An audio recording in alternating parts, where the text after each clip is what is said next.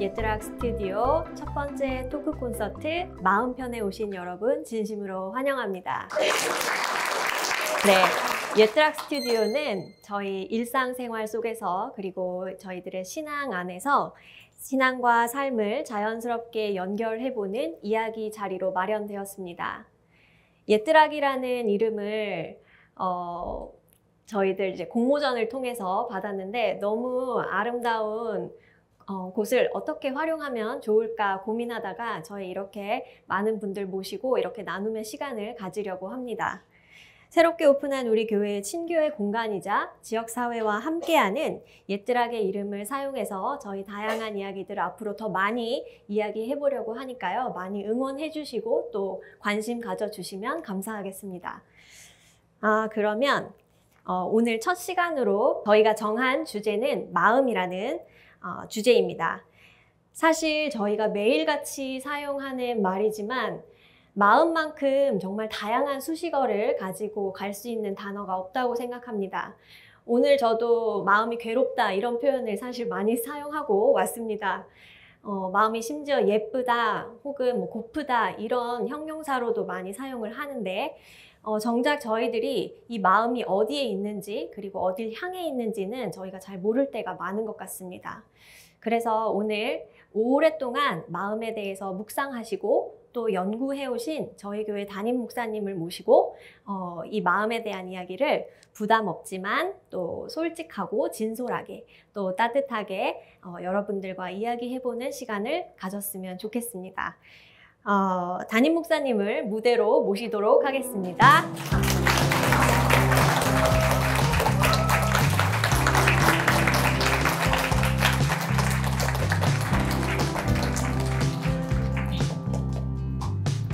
반갑습니다. 네, 목사님 저희 첫 번째 토크 콘서트에 게스트로 이렇게 초대 부탁드렸는데 이렇게 흔쾌히 응해주셔서 정말 대단히 감사드립니다. 네, 저도 감사합니다. 네. 본격적으로 저희들 마음에 대한 이야기를 나누기 전에 목사님께서는 마음에 대한 책을 한 권도 아니고 두 권도 아니고 세 권씩이나 쓰셨습니다. 굉장히 오랜 시간 동안 연구하시고 또 묵상해 오셨을 거라고 생각이 드는데요. 마음에 대해서 이렇게 오랫동안 연구하기로 마음먹으신 계기가 있을까요? 있죠. 성경 안에 마음이라고 하는 용어가 굉장히 많이 나오는데 이걸 해석하지 않고는 성경의 본문 이해가 깊어질 수가 없다는 것이 첫 번째 마음을 연구하게 된 계기고요. 더 중요한 것은 영혼에 대한 질문 때문입니다. 성경에 우리가 영과 혼과 육이라고 하는 말을 많이 하는데 육은 이해를 하는데 영과 혼이 뭐지? 영과 혼의 마음, 혼과 마음은 어떤 관계인가를 연구하면서 영혼을 알기 위해서 마음을 공부하다가 이해를 하게 됐죠. 마음은 영 플러스 혼이다 하는 걸 알게 되고 이걸 이해하면서 성경을 굉장히 많이 이해하게 되고 본문도 깊어졌고 제 마음을 정리하고 살아가는 데 있어서 엄청난 그 눈이 떠졌다고 할까요? 그 마음을 연구하게 된 가장 근본 동기는 영혼이 무언가를 알기 위해서였다고 대답할 수 있겠네요. 네, 요즘에는 많은 분들이 마음이 힘들다, 괴롭다, 저부터도 그런 말을 많이 하곤 합니다. 속은 너무 힘든데 겉으로는 웃고 있고 이렇게 겉과 속이 막 다른 상태로 살아가고 있는 요즘 세대의 사람들을 보실 텐데 요즘 시대 사람들의 마음은 어떤 상태라고 생각하실까요? 한마디로 말하면 내 마음 갈 곳을 잃어 이거겠죠. 마음을 어디다 둘지 모르는 게 요즘 사람들의 모습이라고 생각해요. 근데 그게 이유가 뭐냐면은 마음에 대한 정의도 없고 마음의 구조와 기능과 목적도 모르기 때문에 마음을 정의할 수 없는데 마음을 어디다 두겠어요. 그래서 마음 둘 곳을 모르는 거죠. 성경에 보면 마음을 하나님께 두라고 했죠. 근데 어떻게 마음을 둬야 되는가는 배워야 한다고 생각합니다. 네. 목사님 책을 쭉 보고 저희들이 이 책의 이야기들을 우리 성도분들께 어떻게 전달하면 좋을까? 혹은 성도분들은 어떻게 생각하고 계실까? 이제 궁금해서 저희가 마음 영상 공모전이라는 걸 진행을 했습니다. 참여해주신 분들이 정말 다양한 시선으로 마음을 해석해 주셨고, 저도 보면서 굉장히 감동을 많이 받았는데, 목사님께서도 영상을 보셨을 텐데, 인상 깊은 장면이 있으셨거나, 혹은 어떤 느낌을 받으셨는지 궁금합니다. 공모전을 한다고 그래서 이제 콘테스트 한다고 그래가지고 굉장히 기대를 했죠. 도대체 마음을 어떻게 표현해낼까? 쉬운 일이 아닌데. 그리고 이제 결과를 통보받고 이제 그 영상을 보면서 어떤 생각을 했냐면은 각자가 생각하는 마음이란 어떤 것인가를 본인들이 설명한 것으로 느껴졌어요. 저는 어떤 생각을 했냐면 마음의 구조를 분석을 하고 그 마음의 구조에 따라서 내 마음의 메커니즘이 어떻게 작동하는 것에 대한 이야기가 있으면 좋겠다고 생각했는데 그런 내용은 없었어요. 그래서 어떤 생각을 했냐면 마음이라고 하는 것이 중심 주제로 완전히 들어가지는 않고 마음의 변두리에서 본인이 느낀 마음에 대한 것들을 나름대로 표현하느라고 굉장히 애썼다. 그런데 참 잘했다 그런 생각을 하고 우리가 이 계기를 통해서 마음을 더 깊이 이해한다면 저는 이런 말을 하고 싶어요. 마음 하나 알면 인생은 간단해진다. 꼭 그렇게 말하고 싶어요. 마음의 메커니즘을 잘 알면 굉장히 삶은 쉬워질 거라고 생각합니다. 그게 마음을 연구하면서 느꼈던 저의 고백이거든요. 목사님께서 지금의 3권의 책을 통해서 마음에 대해 깊이 있게 말씀을 전해주셨는데 저는 문득 이제 이런 생각도 들었습니다. 세상에서 말하는 마음과 그리고 목사님이 저희 신앙 안에서 전하는 마음의 차이가 있는 걸까? 혹은 유교나 불교에서도 마음을 굉장히 심도 있게 요새는 다루고 있는데 그곳의 마음과 저희들의 마음은 또 어떻게 차이가 있을지. 많이 다르죠. 기독교에서 말하는 마음은 하나님과 세상과 나라고 하는 이게 3가지를 이어놓으면 삼각형이잖아요. 세상과 하나님과 나 이어놓으면 관계의 삼각형이라고 하는데 마음이란 뭐냐면 하나님과 세상을 상대하는 내 인격의 본질, 그것을 기독교에서는 마음이라고 하죠. 근데 불교에서는 마음을 전부라고 생각해요. 다시 말하면 마음을 가장 극대화해 놓은 것이 불교입니다. 여기에서 나온 게 뭐냐면 일체유심조라는 말이에요. 일체는 모든 것이죠. 유는 오직, 심조. 이 세상의 모든 것은 오직 마음이 만든다는 말이잖아요. 그러니까 마음이 얼마나 큰 거예요. 그죠? 그러니까 마음을 극대화해 놓은 종교가 불교인데 여기서 나온 말이 뭐냐면 색즉 시공, 공즉 시색이거든요. 색이란 뭐냐면 눈에 보이는 존재하는 것들 그런 뜻이에요. 색, 보이는 존재하는 모든 것들은 즉 공, 없는 거다. 그리고 아무것도 없는 것은 즉 존재하는 것이다. 이게 마음에 달려있는 거라는 거예요. 여러분 그 몇 주 전에 제가 설교하다가 원효대사 이야기 했잖아요. 그죠? 밤에 무덤 속에 들어가가지고 더듬다가 물이 있어서 맞았더니 시원했다. 그런데 다음 아침에 이제 햇빛이 나서 보니까 해골바가지 안에 들어있는 썩은 물이더라. 그러면서 원효가 대사님이 뭘 깨달았냐면 모든 것은 마음에 달린 거다 그랬잖아요. 그렇다면은 이런 얘기가 되잖아요.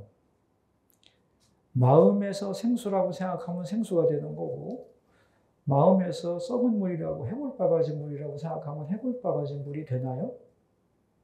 그건 아니에요. 마음과는 상관없는 객체가 존재하는 거예요. 그죠? 근데 불교에서는 마음이 없으면 없는 거고, 마음이 있으면 있는 거다라고 하는 실체를 부정하고 모든 것을 마음의 문제로 환원시켰다는 게 불교의 약점이다. 그런 얘기를 했습니다. 마음이 극대화되면 불교가 되는 건데 오류가 있다는 것이고, 유교에서는 마음을 어떻게 보냐면, 유교에서는 하늘의 뜻을 천명이라고 불러요. 천명. 그 천명에 응답해서 반응하는 우리의 인격이 마음이라고 보는 거예요. 그래서 마음이 바로 되면 도덕적 행위와 수양을 바로 할 수 있고, 천명을 알고 내게 주신 뜻을 따라 바르게 살아갈 수 있다. 그렇게 유교에서는 생각을 하고 있죠. 즉 나의 본성이 천명과 어떻게 결합을 하느냐가 마음에 달려있다고 보는 거예요. 과학에서도 마음 얘기를 굉장히 많이 합니다. 근데 과학에서는 마음과 몸을 이어주는 생각이라고 하는 것에 더 관심을 두고, 즉 뇌에서 나오는 생각을 통하여 마음을 조정함으로써 우리의 신체에 유익을 주려고 하는 쪽으로 과학에서는 마음을 연구하고 있어요. 그러니까 마음이 사실은 육체보다 훨씬 큰 건데, 과학에서는 우리의 생각을 마음으로 통제해서 우리 육신의 유익을 도모하는 거기 때문에 제가 볼 때는 방향이 거꾸로 가는데 그런 생각을 하고 있습니다. 이 종합적으로 보자면 기독교가 말하는 마음이 제일 정확한 것이고 현실적이다고 생각합니다. 이제는 Q&A 시간입니다. 좀 특별하게 진행을 해보려고 준비를 했습니다. 저희가 사전에 작성한 질문들을 여기 보이는 추첨함에다가 저희들이 준비해서 넣어두었습니다. 그것을 가지고 질문과 목사님의 답변을 들어보는 시간을 가질 텐데요. 목사님께서 뽑아주시면 제가 질문을 읽어드리고 그냥 뽑으면 되는 겁니다. 네, 맞습니다. 네, 떨리네요. 네. 네, 제가 질문을 읽어드리고 성함을 말씀드리면 일어서서 이 질문에 대한 이야기 같이 나누어서 해주시면 되겠습니다. 제가 먼저 질문을 다 쭉 보았는데 진짜 다루고 싶었던 걸 목사님께서 잘 뽑아주신 것 같습니다. 저는 모든 일에 있어서 하나님께 순종하며 살고 싶어요. 하지만 막상 현실에서는 잘 안 되더라고요. 그럴 때마다 부모님 말씀 안 듣는 아이처럼 스스로가 너무 답답하고 또 하나님께 죄송한 마음이 듭니다. 계속해서 순종하지 못하다 보니 이걸 순종해야 하나님이 뭔가 해주시겠지 하는 조건적인 생각까지 드는 것 같습니다. 이런 마음은 어떻게 다루어야 할까요? 라고 질문 주신 분이 김환경 성도님. 네네. 일어서서 질문하시게 된 이야기 같이 나누어 주시면 목사님께서 답변해 주시는 시간으로 갖도록 하겠습니다. 네, 안녕하세요. 저 청년부 김환경이라고 하는데요. 이거 내용을 하게 된 이야기가 이제 하나님 앞에서 온전히 저를 이제 저의 인간적인 생각들을 내려놓고 이제 하나님 주시는 마음으로 살고자 하는 걸 계기로 이제 살아가고 있었는데, 주님 혹시 내가 이게 안 풀리는 게 혹시 제가 순종을 안 해서 안 풀리는 걸까요? 라는 마음도 생기기 시작해가지고 조금 담임 목사님께 질문을 남기게 되었습니다. 우리는 순종하지 못할 때 막 순종을 해야 된다고 하는 강박관념에 빠지잖아요. 근데 하나님이 원하시는 것은 순종하는 행위라고 생각하지 않습니다. 순종을 우리가 하기가 무지하게 어려워요. 그리고 내 힘으로 하나님이 요구하는 것을 할 수도 없어요. 그래서 정직한 상태는 뭐냐 하면 내가 할 수 없다는 것을 인정하는 거라고 생각해요. 자기의 무능성을 고백하는 것이 이 세상에서는 굉장히 나쁜 거라고 생각하지만 하나님 앞에서는 더 이상 좋은 게 없어요. 왜냐하면 내가 나 자신을 무능하다고 생각하고 주님을 붙잡을 때에 주님이 힘을 주셔서 그 일을 감당하는 거거든요. 예를 들면 부모님이 나한테 어떤 심부름을 시켰는데 내가 이거 하고 싶은데 안 돼.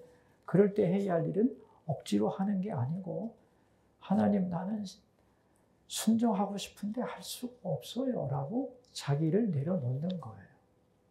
그 자기를 내려놓을 때에 하나님께서 내가 죽었음을 고백할 때에 감당할 힘을 하나님이 주시는 거예요. 그래서 우리는 어떤 행위를 많이 하는 게 아니라 우리가 자꾸 해야 되는 건 뭐냐면 내 마음을 하나님 앞에서 내려놓기. 이런 생각 저런 생각들을 자꾸 내려놓기.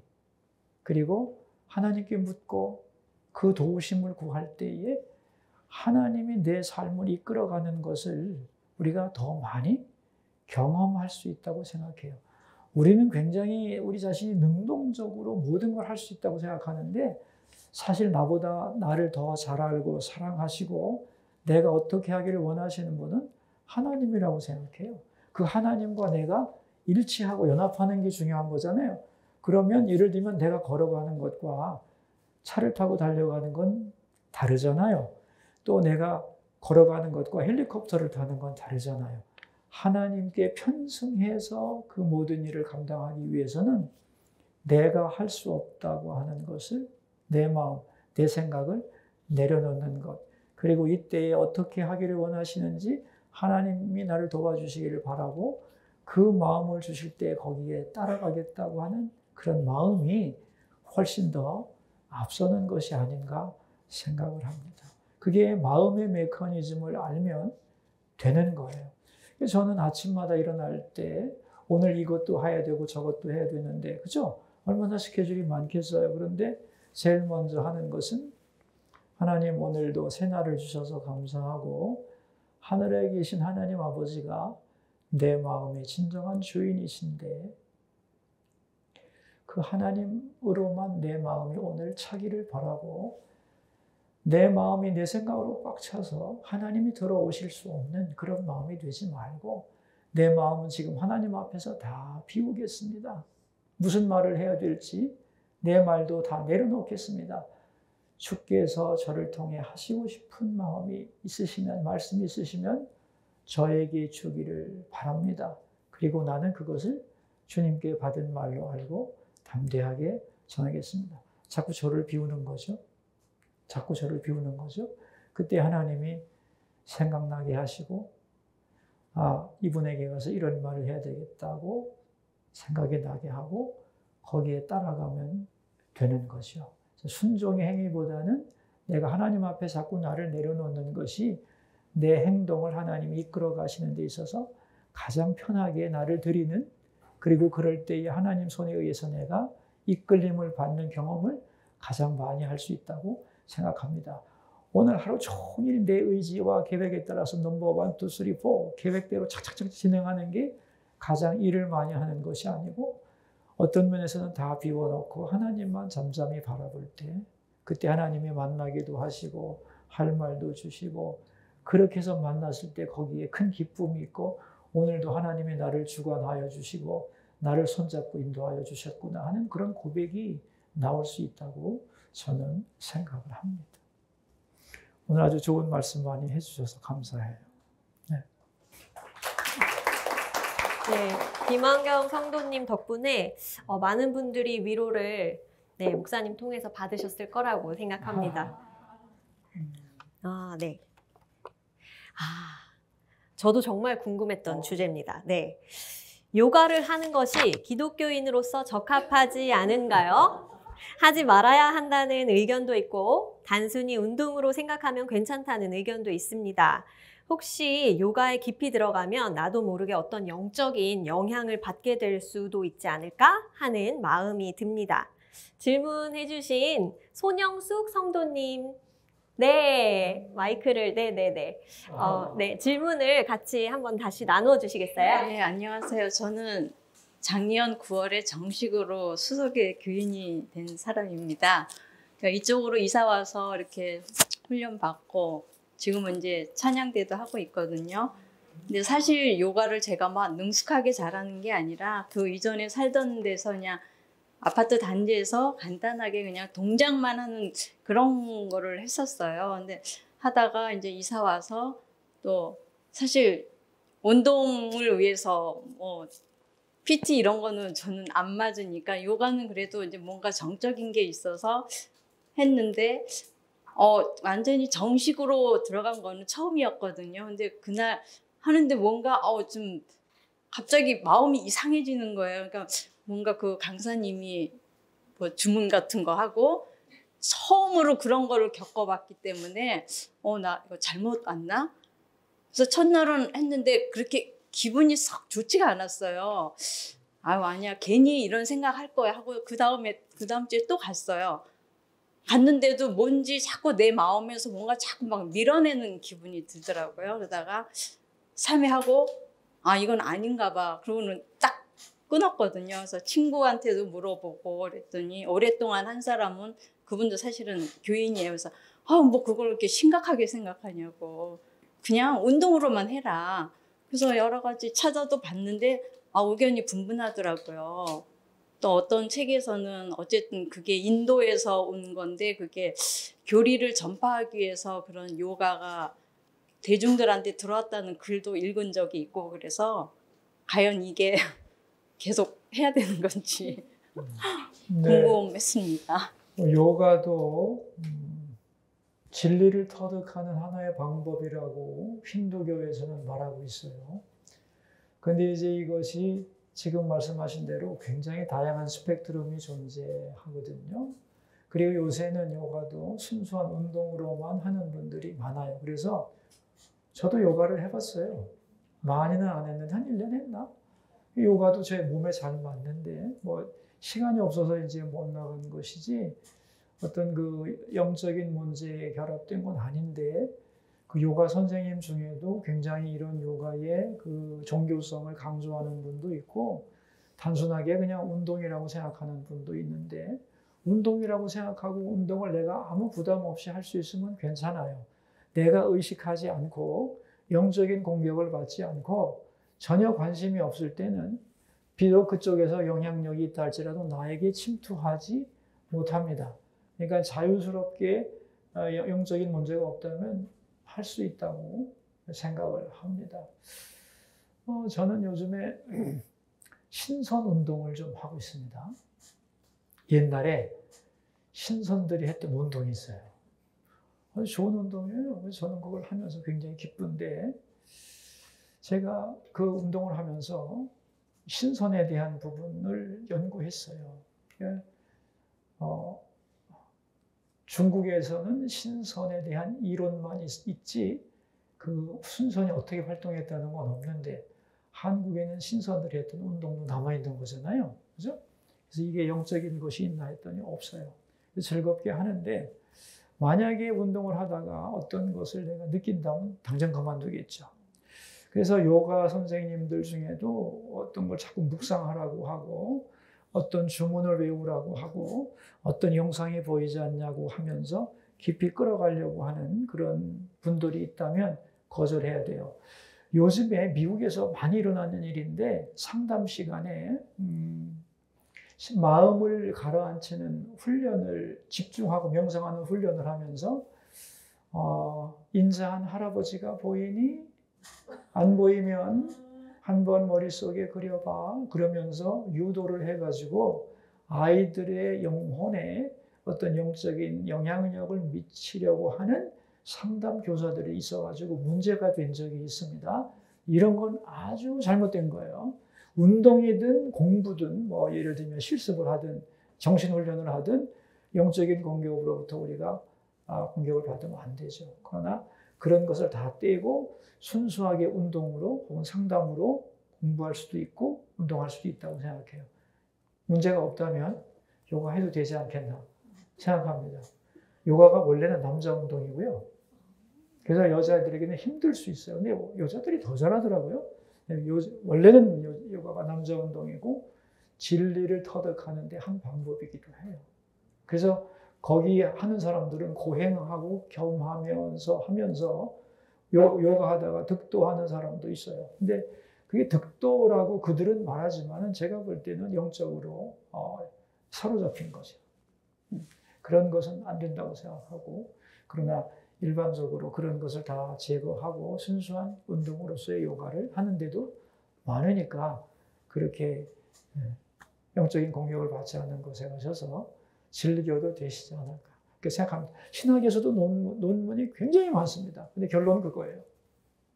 내가 무시할 수 있고 내게 영적인 공격을 가하지 않으면 운동으로서 충분히 가치가 있다. 이렇게 보고 있는 거죠.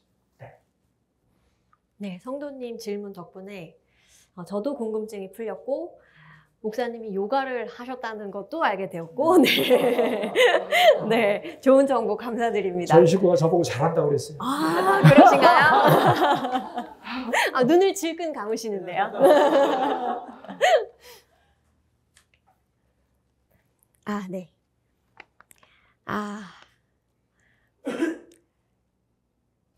저희 이제 가족 중에도 네, 있어서 저도 궁금했습니다.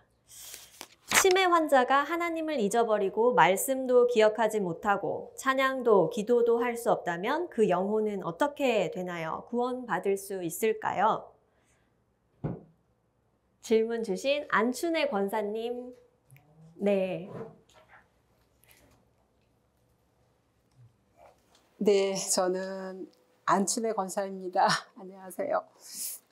하나님을 잊어버리고 하나님의 이름도 알지 못하고 하나님께서 내게 주신 은혜도 알지 못하고 또 내가 하나님 앞에 내 마음을 드릴 수도 없고 하나님의 마음을 내가 알 수 없다면 그러면 내 영혼은 어떻게 되는 거지? 이런 궁금증이 생기는 거예요.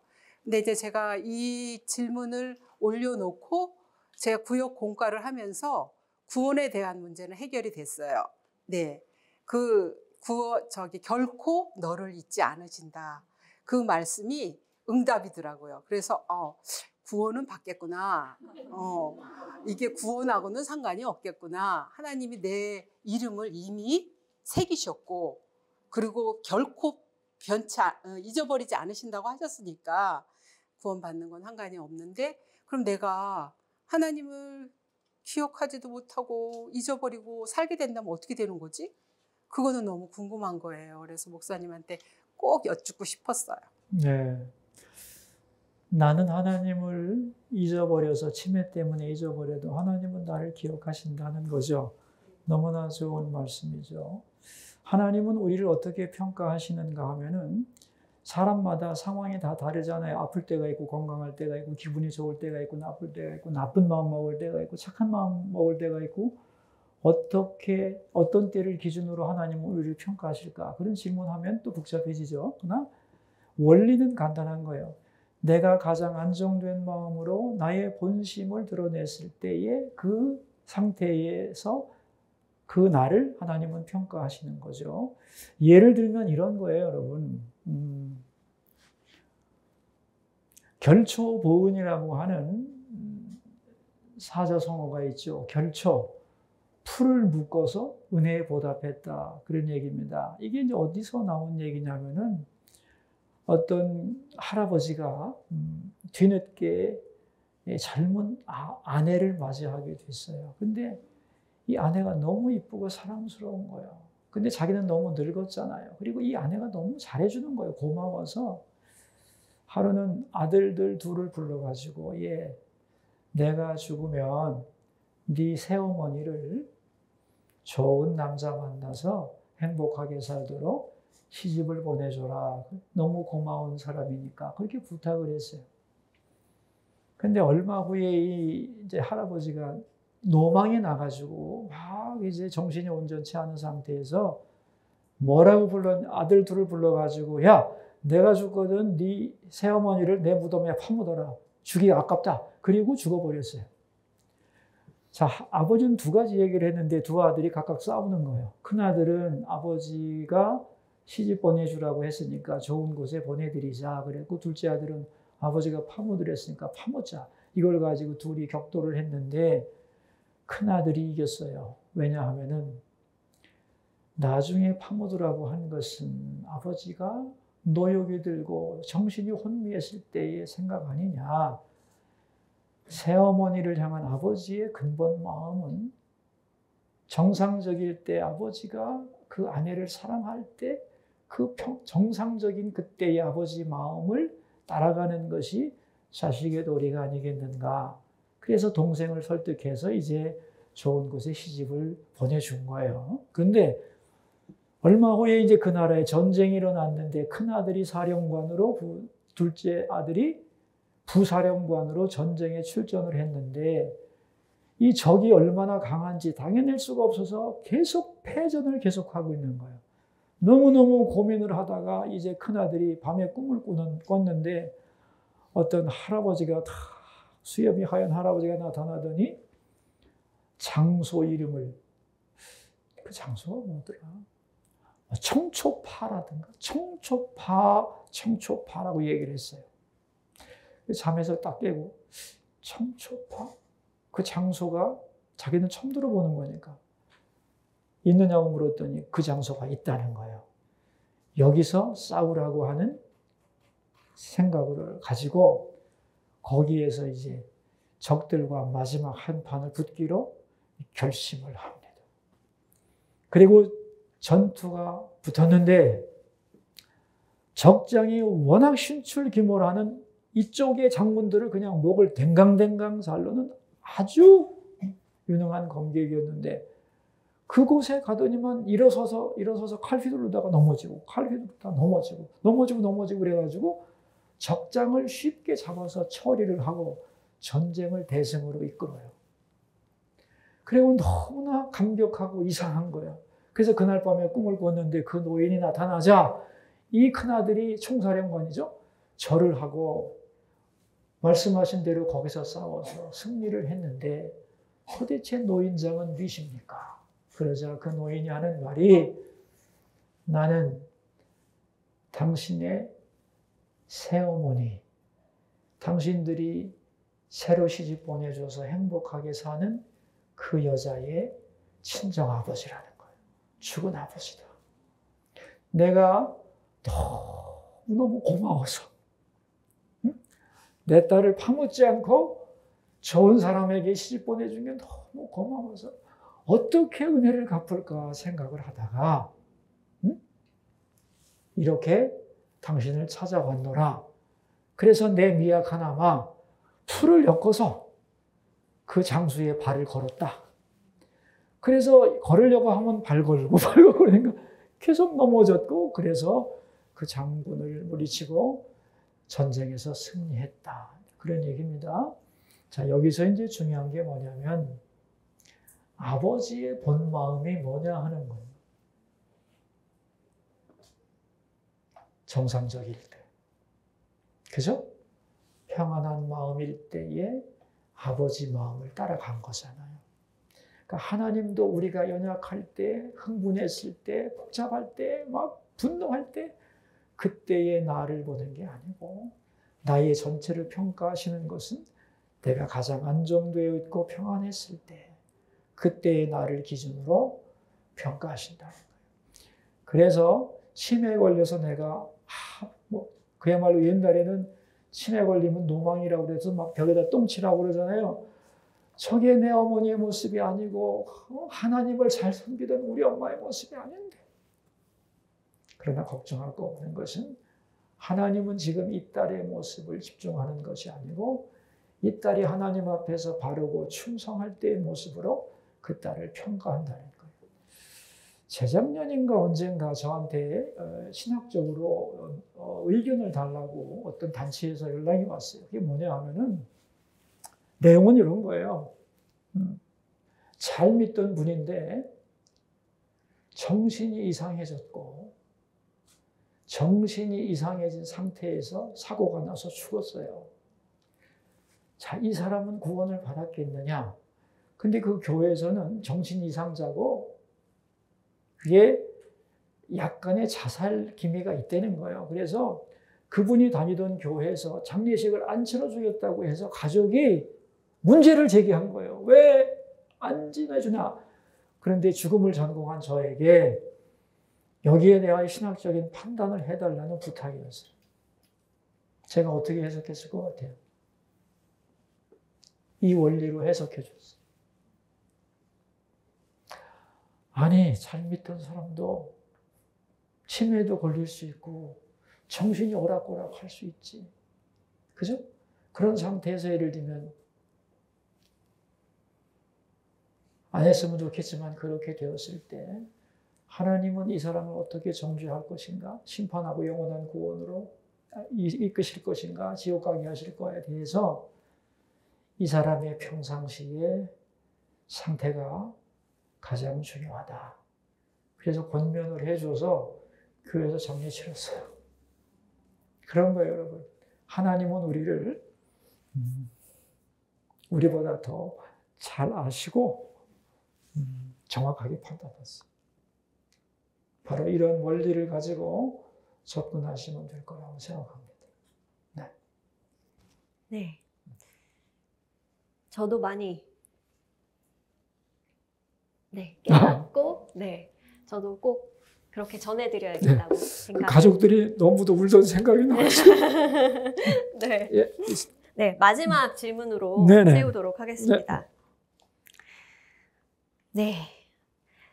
제 마음을 하나님으로 채운다는 것이 실제 삶 속에서 어떤 모습으로 나타나야 하는지 잘 모르겠습니다. 기도도 하고 말씀도 보지만 여전히 제 마음은 공허하고 무기력할 때가 많습니다.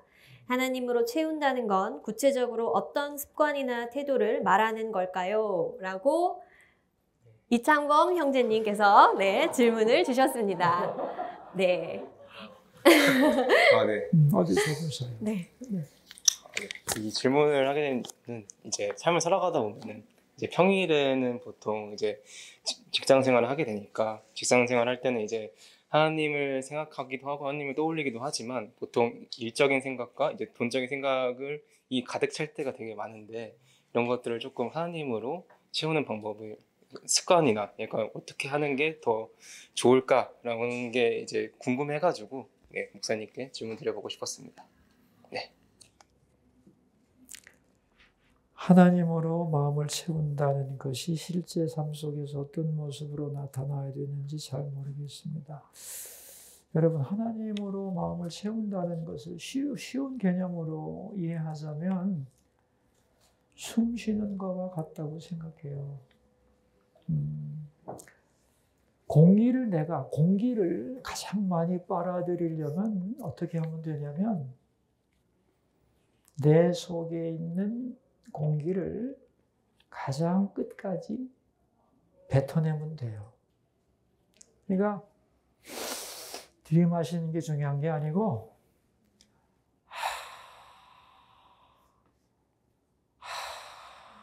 하고 다 뽑아내면 들어오는 건 문제가 없어요. 그죠? 마찬가지로 하나님으로 내 마음을 채우려면 내 생각을 자꾸 비워내는 거예요.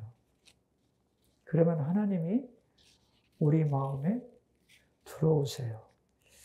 여러분, 사람의 마음은 하나님도 점령하기를 원하고 사탄도 점령하기를 원하는 영역이에요. 근데 대부분의 사람들은 생각이 세상에 속해 있기 때문에 우리의 생각이 많을수록 하나님이 못 들어와요. 그래서 하나님으로 마음을 채우려면 자기 비움이 필요해요. 이걸 요새 단학학원 그런 데서는 마음 빼내기 이런 말로 용어로 표현하는 걸 언뜻 봤는데, 일단 내 생각에서 내 생각을 자꾸 비워내는 것, 그게 하나님으로 채우는 가장 쉽고 좋은 방법이라고 생각합니다. 그렇게 되면은 이런 거예요. 내가 자꾸 말씀을 보면서 자꾸 채우려고 하는데 비워내는 게 중요하다는 거예요. 그러니까 나를 자꾸 보강하려고 해서 강해지는 것이 아니고 나를 자꾸 비워냄으로써 하나님의 은혜로 강해지는 게 크리스찬의 강함의 비결이에요. 이게 약할 때 강함된다는 말이 바로 그런 얘기입니다. 세상은 나를 자꾸만 무장해야 된다고 생각해요. 그래서 우리도 거기에 영향을 받아가지고 자꾸 나를 강화시키려고 하는데 하나님의 원리는 반대입니다. 강한 건 하나님이지 내가 아니잖아요. 그래서 나를 비우고 비울수록 하나님이 내 안에 들어오셔서 나를 장악하시고 이끌어 가시는 것이 기독교의 원리라는 것을 이해하시고 자꾸 하나님 앞에, 그래서 이제 하나님 앞에 나를 비우려면 어떻게 하면 되냐 하면은 나는 이 마음 십자가에 죽었다고 고백하는 거예요. 예를 들면 내가 어떤 사람이 미워요. 미워서 화를 내고 싶어요. 그런데 이 마음을 어떻게 비울 수 있어요? 미운 마음 물러갈지어다. 미운 마음 물러갈지어다. 그렇다고 물러가나? 안 물러갑니다. 하나님 미워하는 이 마음을 십자가 앞에서 죽여주시기를 원합니다. 나는 십자가에서 죽기 원합니다. 그래야 돼요. 그러면 십자가의 능력이 나의 그 마음을 죽여주시는 거예요. 이게 굉장한 능력입니다. 그럴 때에 그 미운 마음이 뽑혀나가는 것이고 하나님이 주시는 평화와 생명과 만족의 마음이 들어오게 되는 거죠. 내 마음 능력으로 내 속에 있는 가시를 빼내는 게 아니에요. 나는 거기서 죽으면 되는 거예요. 그래서 기도도 왜 문제 해결의 기도가 있고 문제 탈출의 기도가 있다고 하듯이 내 마음을 자꾸만 비워내면서 하나님을 채우고 비우는 방법은 십자가에 내가 이 마음을 주님께서 십자가 은혜로 못 박아주시고 새 마음으로 나를 채워주시라고 하면서 나가게 되면은 이게 처음에는 굉장히 어색한데 자꾸 하다 보면 이게 원리라서 쉽게 이해가 되고 이 은혜 안에 붙잡힐 수 있다고 생각합니다. 네. 저도 신랑이랑 많이 싸우고 신랑을 초반에는 많이 십자가에 못 박으려고 애를 많이 썼다가 지금은 이제 초반에는 그랬다가 지금은 이제 목사님 말씀도 많이 듣고 하면서 저를 십자가에 죽이려고 애를 써봅니다만 쉽지는 않습니다. 두 분은 아직 이제 신혼이셔가지고 아직 서로가 서로를 이렇게 못 박는 그런 저 같은 실수를 하지 않으셨으면 하는 마음에서 말씀드려봅니다. 누구보다도 행복하게 살 거라고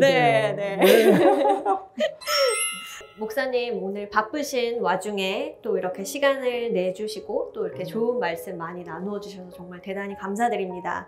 어떠셨을지 궁금합니다. 이렇게 나눌 수 있는 자리가 저희 처음인데 마음이 어떠셨을까요? 계속 설교단에서 일방적으로 하다가 이게 서로 얼굴 보면서 커뮤니케이션 하니까 좋은 것 같고 앞으로 이런 시간이 더 많아졌으면 좋겠고요.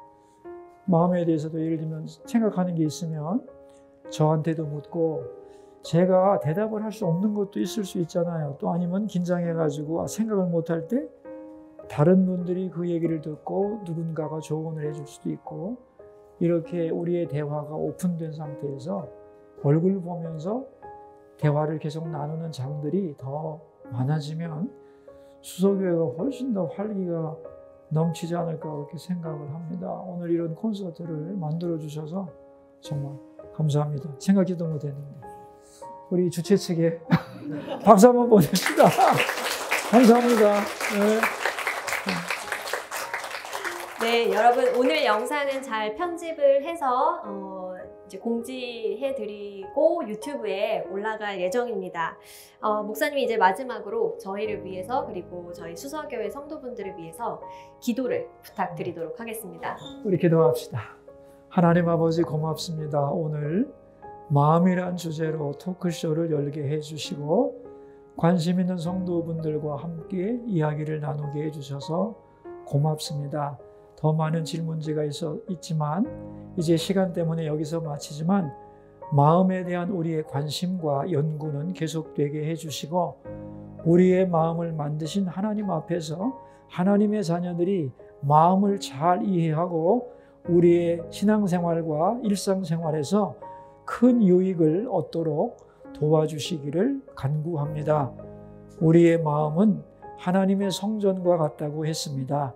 우리의 육체는 성전 마당이고 우리의 마음은 우리의 영혼과 같아서 우리의 마음의 지성소 가장 깊은 곳에는 법궤 하나만 있어야 하듯이 우리 마음의 지성소에도 하나님의 말씀, 하나님의 임재만이 계셔야 하고 그 우리 한 영혼의 지성소 안에 들어있는 것을 바라보며 우리는 혼이 거기에 응답하는 것임을 배웠습니다.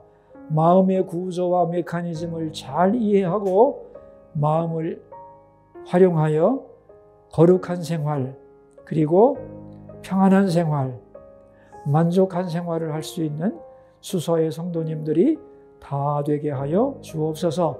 돌아가는 발걸음 위에도 축복해 주시기 원하고 우리의 마음을 다하여 하나님을 사랑하고 더욱더 하나님을 경험하는 행복한 주님의 자녀들이 다 되게 하여 주옵소서.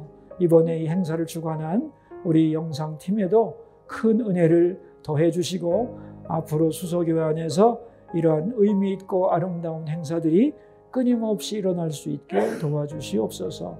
존귀하신 예수님 이름으로 감사하며 기도드리옵나이다. 아멘. 네, 이상으로 예트락 스튜디오 토크 콘서트 마음편을 모두 마치도록 하겠습니다. 함께해 주신 여러분 대단히 감사합니다.